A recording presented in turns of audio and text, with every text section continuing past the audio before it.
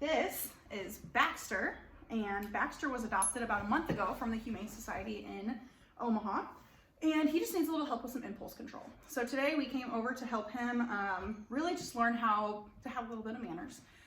We talked at first about exercise.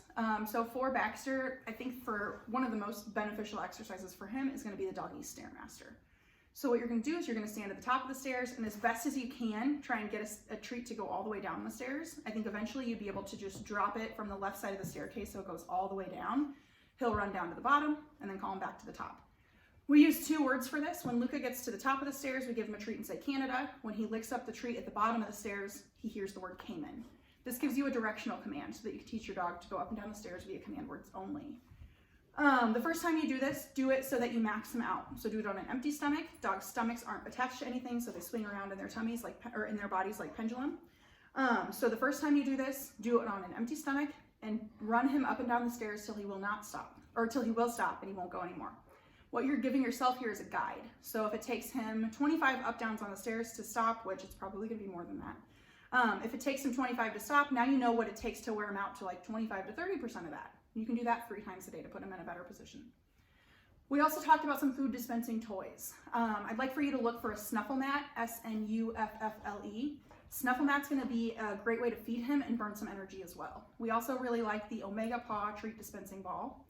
I also showed you the green dumbbell that I have, that's actually David's. I also have the kind of saucer that's David's as well. Those are great toys. So look for some puzzles for him that he's going to enjoy working with and then feed him out of those. With his feeding, we also talked about when you put his food down. If he walks away, or he takes a few bites and then walks away, or if he just completely ignores it, dump the food out and put the empty bowl back down on the ground. It'll only take him a couple of days and he'll start eating the food when you put it down. It's not unethical. You're giving him the opportunity to eat the food. He's just not taking it. We also talked about walking. So I think it'd be really beneficial for you to see about our loose leash walking class. I think for him, it's because he does get a little reactive in certain situations, it'll give him the ability and the skill set to know how to not lunge towards the things that he wants to react at. It'll also make handling him a little bit easier for you. But when you are walking, make sure you're letting him sniff. Sniffing burns, or their nose controls somewhere close to 60% of their brain. So when he is allowed to sniff on walks, he's going to burn more energy that way. Let's see. That's about it for exercise. There's also fun stuff you can do in terms of scent games. Google that. That's an easy game you can play, hiding food around your house to burn energy. There's also training as well. So training him on the stuff that we went over today, training burns energy as well. The next thing we talked about are rules. Remember that breaking a rule as a reward is super confusing for dogs, and that a lack of rules confuses your dog into thinking that we're all peers. The first rule we talked about was the couch. So make sure that he's not up on the couch. He only tried to get up on the couch twice while I was here, so I don't think it's going to be really difficult for you. Just make sure that the second that he does get up on the couch, someone gets up and guides him off. Passive training. The second all 4 paws hit the floor, you're going to say the word off. So this is teaching him the command. Eventually you'll be able to use the command to get him off of the couch.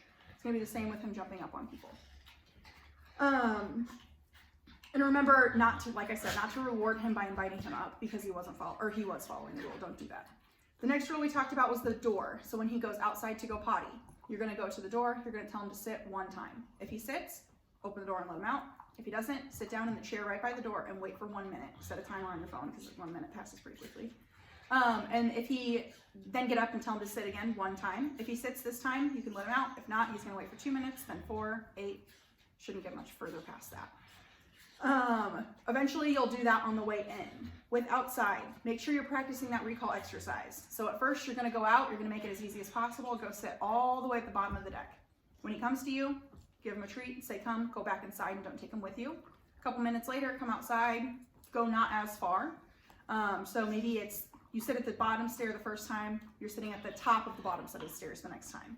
Then you move the next time up to the second set of stairs. Then you're going up the actual stairs to the top of the deck. You want to make it as easy as possible at first, and you get closer and closer and closer to the house till you're stepping outside and he's coming to you. When you get to that point, you're going to toss a treat inside. When he licks it up, he can go out if he wants to, and then practice that until he gets to move in and out. What we want to do is break the association that every time you come outside, you're going to ruin his fun. He's out there barking at the squirrels, which he enjoys doing, and you come out, and then now he can't bark at the squirrels anymore, so he doesn't want to come in. So practice that. it's nice out, so it's going to be easier now to accomplish it than when I was recommending this a couple months ago. We also talked about the boundaries for him. So I think it'd be really beneficial if you guys were to put some painter's tape around the couch area that you sit in the evening to have dinner, and teaching him to stay out of here while you're eating, and then also practicing the boundaries exercise in the kitchen entries. Practice it at both of the kitchen entries. He needs to understand that both of those are areas he can't go in while you guys are cooking. And he can differentiate between when there's food and when there's not. So don't be concerned about him not going in there to eat his food or thinking he can't go in there to eat his food. We talked about, what are the rules? When he gets to the point where he is eating his food right away, have him sit before you put the food down on the ground or into his feeder. And then with the door, the leash exercise. So I'm going to link a video that goes over that for you. When you do have people coming over, have them watch this video. It's going to walk them through how to start and stop the process with him. What we need to do is practice a lot of impulse control with him. So we're going to put him on a leash, stand on a leash, and then when the person comes in, they should stop at the tile. Baxter shouldn't be able to go any farther than where the carpet stops. And so what happens is, he's going downstairs. What happens is, the person should face sideways to him. When he calms himself down, they can reach to start petting him, but if he gets excited, they're going to stop. The video will walk you through this, but this is the exercise I want you to practice anytime somebody comes inside. He's a big boy, and so I would normally tell people to ignore while he's jumping, but because he is so big and he's powerful, we want to put him on a leash so that he can't make those mistakes. Practice the same thing when you or your dad's coming home as well, so that everyone he interacts with that's coming in, he has to be calm for. We want to look for as many opportunities to practice him being calm as possible. So when you're leashing him up, anything else that gets him excited, we want to break the process down into the smallest digestible pieces. So the first piece, so say like with walking, putting your shoes on, then grabbing the leash, then connecting the collar, or the leash to the collar, then, or your harness. But you want to practice breaking down each process into the smallest digestible piece. Let's see. We also talked about petting today. So today we talked about petting with a purpose. When he comes and lays his head in your lap to try and tell you to pet him, tell him to sit one time. If he sits, he gets the pets he's seeking. If he doesn't sit, then he doesn't get anything. Sit. And he doesn't get anything because he didn't sit. He wants to play right now. But what is going to eventually happen is that he's going to come and he's going to prepay you for the attention he's seeking.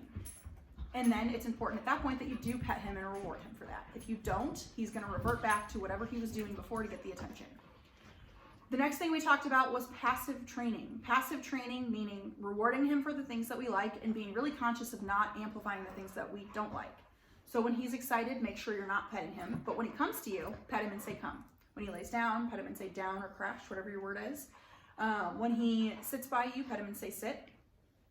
What you want to look for are ways to amplify the good things that we like, so that those are the things he does to get attention, instead of chewing on pens and cords to try and get